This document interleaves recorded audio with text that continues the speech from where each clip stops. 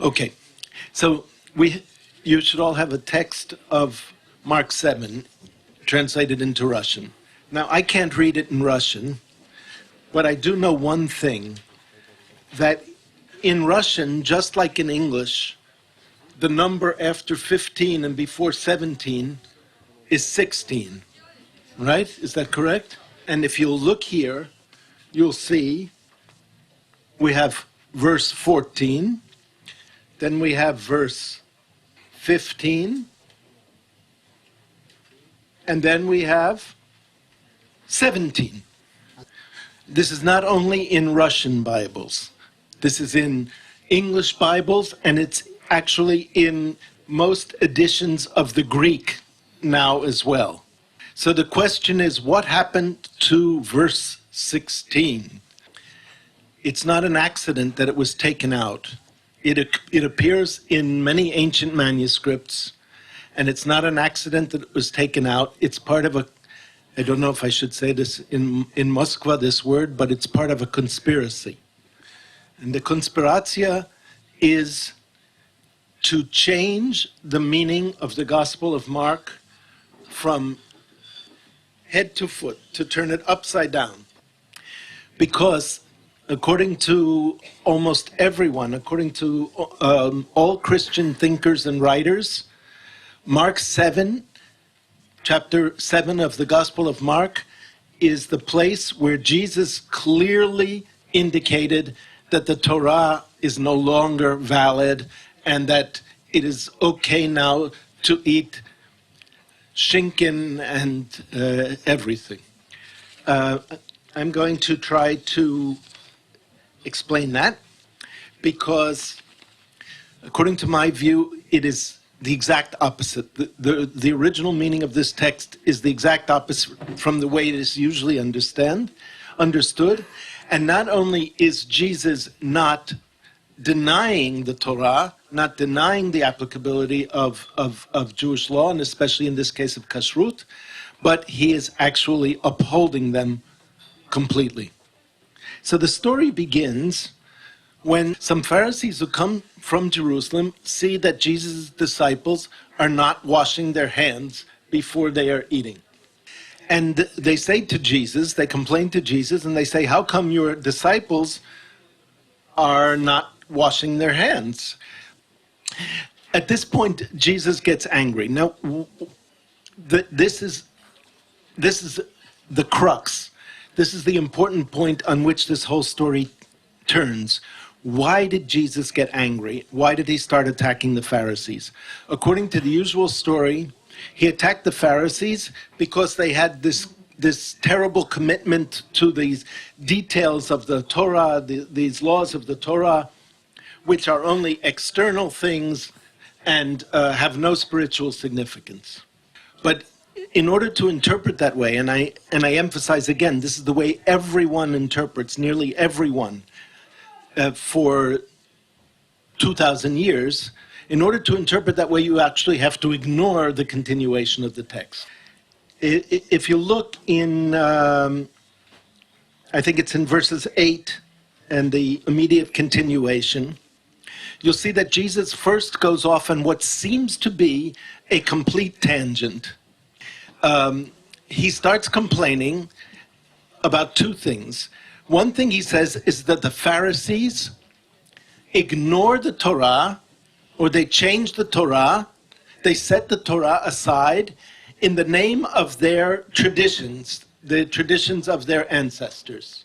Now, why would Jesus say that if what he was about to do was to say that the Torah is invalid? In other words, why would he accuse the Pharisees of setting aside the Torah, and then, according to the usual interpretation, 5 verses later say the whole Torah is invalid? This would be, at the very least, an argument in extreme bad faith. So let's take seriously for the moment the idea, just at least for the moment, just we'll stipulate that when Jesus complains that the Pharisees are ignoring the Torah, that he means this. Considering that possibility in our minds, we move on a little bit in the story. The first thing Jesus says, that he cites a verse from Isaiah, from the prophet Isaiah, and he complains that the Pharisees are actually fulfilling that verse. Namely, the verse in Isaiah accuses Israel, or some people in Israel, of setting aside what God said in the name of human doctrines. The implication of what he is saying is that the Pharisees, by preferring their own oral law, what we call the Torah Shebal Peh, the oral tradition, which they call the Masorat Avot, the tradition of the fathers, that they are substituting human words, namely the traditions of the fathers, in place of what is written in the Torah. And then Jesus gives a wonderful example of this. I mean, wonderful for his rhetorical purposes. He says, the Torah says, you should honor your father and mother, and that one who does not honor father and mother must die.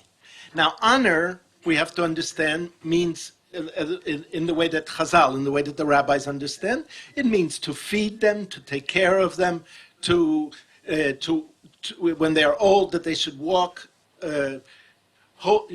supported by the child. So to honor doesn't mean to say, I honor it means to concretely and physically honor.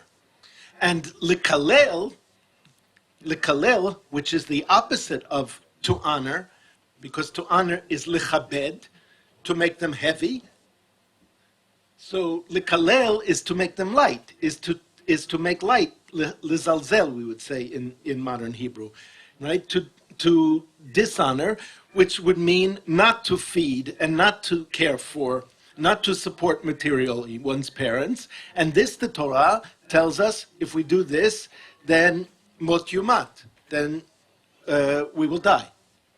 But the Pharisees say, actually we don't know this to be a fact, but at least according to this report, the Pharisees say that if one takes a vow, konam alai masha yochal abba ve'ima, masha yochlu abba ve'ima, that whatever my parents will eat from me is a korban, is like a sacrifice, and therefore forbidden, that then I don't have to, not only do I not have to feed my parents, but I may not, because I took a vow not to.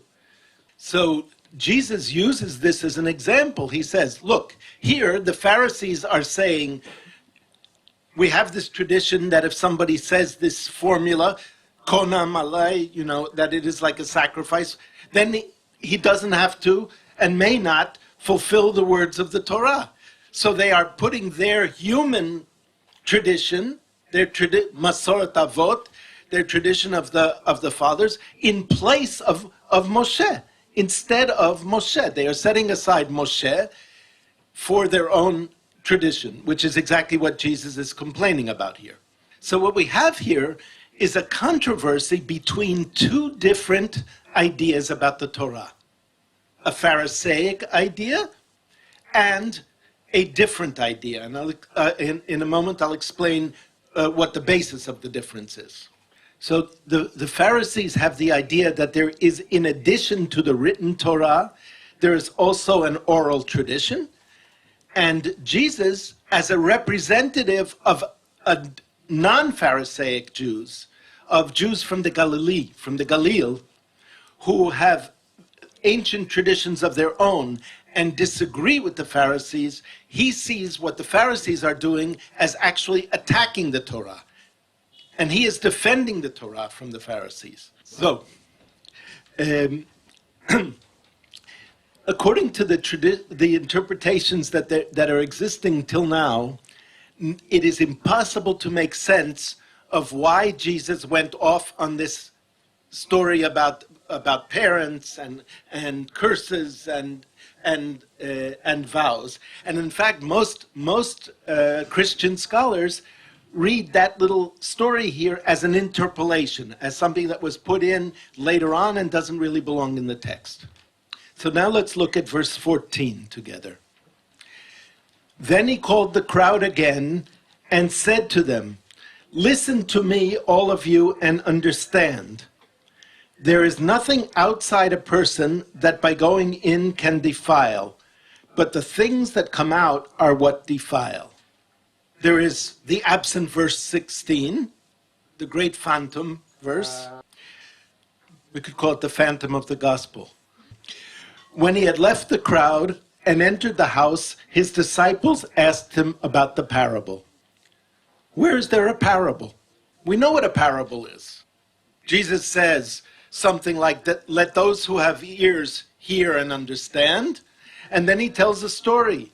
But here there's no parable. And this is the moment, according to the interpreters, that kashrut ends. Where's the parable? But let's put back verse 16 now. The missing verse 16 says, "If any man has ears to hear, let him hear." This is, of course, the formula that Jesus says before, as I hinted before he tells a parable. Then verse 15 must be a parable. The literal sense is exactly what it says in the book of Leviticus and in the book of Deuteronomy. A person does not become impure by putting things into the body, but by things that come out from the body. And then he says, "Let him who has ears to hear, hear," which means this is a parable and it has a figurative meaning. And Jesus then says to the disciples, "Do you still not understand the parable?"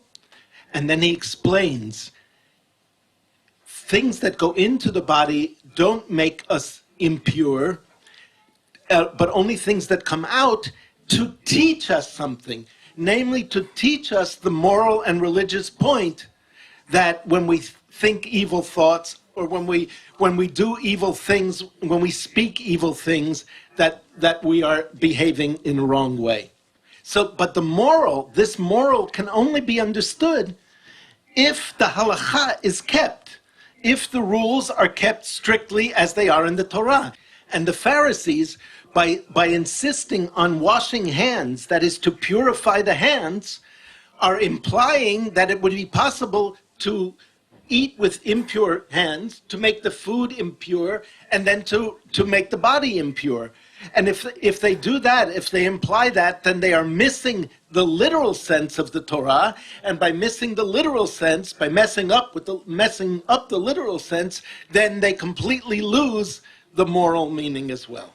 But the Gentile church, as it developed, let's say by the middle of the 2nd or the 3rd century, when there were more ta'ethni, more Gentiles than Jews in the church, they were desperate to find where Jesus says that it's all right for them to eat the kind of food that they always eat.